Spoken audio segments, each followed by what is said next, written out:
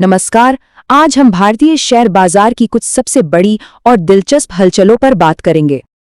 तो आज हम क्या क्या देखने वाले हैं? सबसे पहले कंपनियों के नतीजों पर बात करेंगे, किसने बाजी मारी और कौन पिछड़ गया।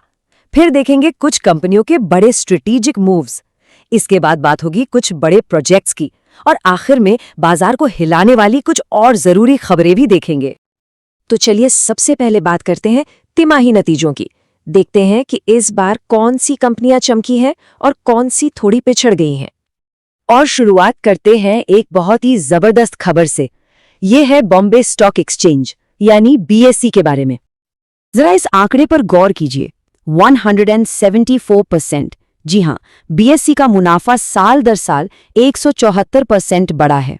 ये सच में एक कमाल का नंबर है। और सिर्फ मुनाफा ही नहीं, कहानी और भी मजबूत है। आप देखिए, रेवेन्यू यानी कमाई भी 62% बढ़ी है। ये आंकड़े साफ दिखा रहे हैं कि ग्रोथ कितनी जबरदस्त रही है। इससे ये भी अंदाजा लगाया जा सकता है कि बाजार में रिटेल निवेशकों की भागीदारी बढ़ रही है। बीएसई के बाद एक और कंपनी है जिसने कमाल का प्रदर्शन किया है। नाम है जीनस पावर इंफ्रास्ट्रक्चर्स।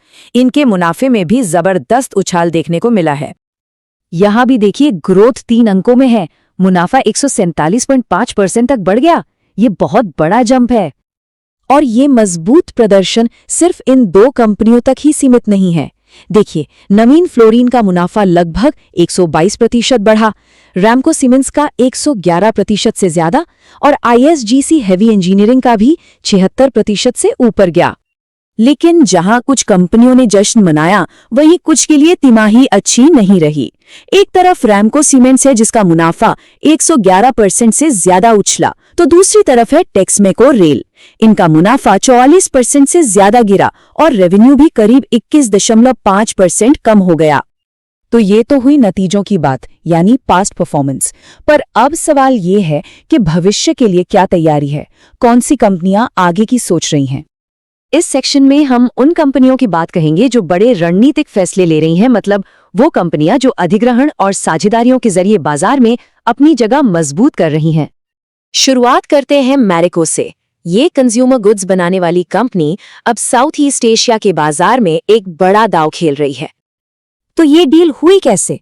मैरिको की एक सब्सिडियरी कंपनी ने वियतनाम की स्किनेटिक जॉइंट स्टॉक कंपनी में 75% हिस्सेदारी खरीद ली है, वो भी 261.6 करोड़ रुपए में। इस डील से उन्हें वहां के कैंडिड स्किन केयर ब्रांड पर कंट्रोल मिल गया है। ये वियतनाम के डिजिटल स्किन केयर मार्केट में एक बड़ी एंट्री है। मैरिको के बाद अब बात करते हैं ग्रेविटा इंडिया की। इन्होंने भी मेटल इंडस्ट्री में एक बड़े अधिग्रहण का ऐलान किया है। और ये डील छोटी मोटी नहीं है। राष्ट्रीय मेटल इंडस्ट्रीज को खरीदने का ये सौदा 565 करोड़ रुपए का है, जिसमें 100% हिस्सेदारी खरीदने का प्लान है।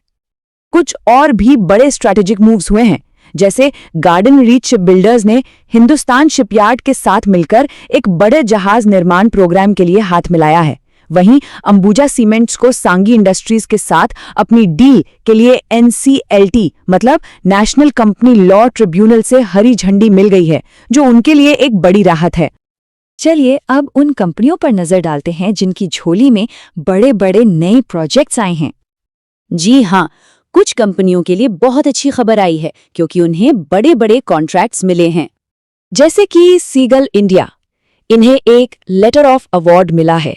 ये बेसिकली एक प्रोजेक्ट जीतने की पक्की खबर होती है। और ये प्रोजेक्ट है भी बहुत बड़ा, पूरे 1700 करोड़ रुपए का। ये मध्य प्रदेश में एक सोलर पार्क बनाने का प्रोजेक्ट है। सीगल इंडिया के अलावा रेलटेल कॉरपोरेशन को भी एक बड़ी जीत मिली है। उन्हें पश्चिम मध्य रेलवे से करीब 455 करोड़ रुपए का एक बड़ा प्रोजेक्ट मिला है, तो इनके लिए भी एक अच्छी खबर है। और अब आखिर में जल्दी से कुछ और जरूरी खबरों पर नजर डाल लेते हैं, जैसे मैनेजमेंट में क्या बदलाव हुए और कौन से बड़े सौदे हुए। तो लिंडे इंडिया में सीएफओ ने इस्तीफा दिया है और उनकी जगह अंतरिम सीएफओ नियुक्त किए गए हैं। दूसरी तरफ सिटी यूनियन बैंक को आरबीआई से अपने नए एमडी और सीईओ की नियुक्ति के लिए मंजूरी मिल गई है। और एक और दिलचस्प खबर यह है कि मालाबार गोल्ड ने टीबीजेड में अपनी कुछ हिस्सेदारी बेच दी है। ये एक बल्क डील थी, करीब 9.38 करोड़ की। तो हमने देखे आज के बड़े नतीजे और बड़े सौदे। कमाई अच्छी है, डील्स भी हो रही हैं, पर सोचने वाली बात यह है कि इनमें से कौन सी चालें आने वाले कल में इंडस्ट्री का चेहरा बदल देंगी। असली कहानी तो इनके लंबे समय के असर में छुपी है।